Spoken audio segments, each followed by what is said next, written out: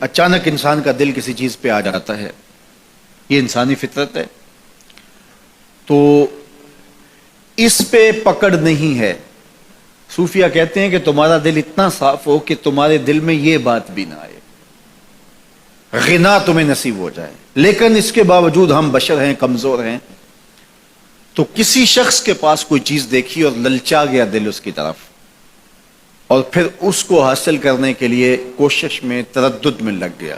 دل میں خیال بھی آتے ہیں، وسوسے بھی آتے ہیں، اور ایسی ایسی خواہشات جنم لیتی ہیں کہ انسان خود اپنے پہ ہنستا ہے، لیکن ایسی خواہشات جس کی اتباع میں چل پڑا، جس کی خواہش میں چل پڑا، تو یہ ہلاک کر دینے والی چیز ہے۔ آرزو کا پیدا ہو جانا، حتیٰ کہ آرزو تو آرزو رہی، وسوسے کے پیدا ہو جانے پر بھی پکڑ نہیں ہے اگر اس کی اتباع نہ کی جائے۔ صحابہ نے حضور سے عرض کیا، حضور ہمیں ایسے وسوسے آتے ہیں کہ اگر ہم بیان کر دیں تو قتل کر دیے جائیں۔ اتنا غلیظ خیال باز کا انسان کے دل کی تختی پہ آتا ہے، دماغ کی سکرین پہ ابھرتا ہے۔ تو فرمایا کہ تم کیا کرتے ہو؟ تو انہوں نے کہا کہ ہم اس کو جھٹکنے کی کوشش کرتے ہیں، جب اس طرح کا کوئی خیال آتا ہے تو بندہ اس کو جھٹکتا ہے، دور کرتا ہے، اور بندہ خوف زدہ ہوتا ہے اور اللہ کی پناہ میں آتا ہے، اور اس کی ایک حالت ہوتی ہے۔ تو اس حالت کا انہوں نے ذکر کیا کہ ہم تو پھر یہ کرتے ہیں۔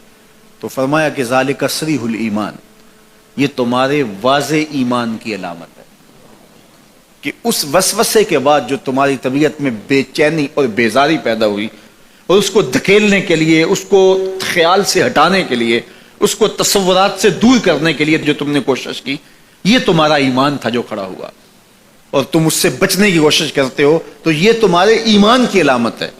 تو خالی وسوسہ اگر کتنا ہی غلیظ کیوں نہ ہو، اگر اس وسوسے کو خیال کا حصہ بنا کے اس سوچ کو لذت کا سبب نہ بنا لیا جائے، حتیٰ کہ غیر محرم کے اوپر آپ کی نظر پڑ گئی، تو فرمایا النظرۃ الاولی لک والثانیۃ علیک، جو پہلی نظر تجھے حاصل ہوئی تو وہ تیرے لیے ہے، لیکن اگر تو نے نظر کا تتبع کیا اور پھر تیری نظر نے دوبارہ پیچھا کیا تو وہ تیرے اوپر وبال بن جائے گی۔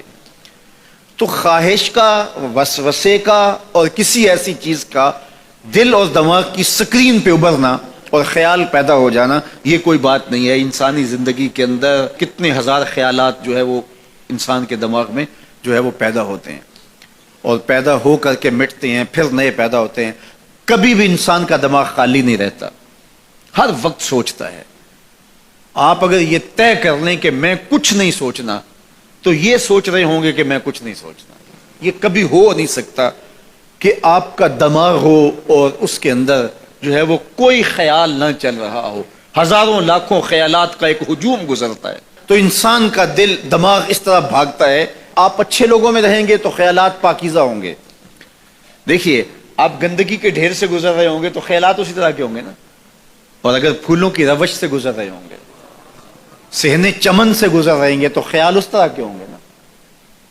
آپ جو ہے وہ کسی بازار سے گزر رہے ہوں گے تو خیال اس طرح کے ہوں گے، اور مدینے کی گلی سے گزر رہے ہوں گے تو پھر خیال اسی طرح کے ہوں گے نا۔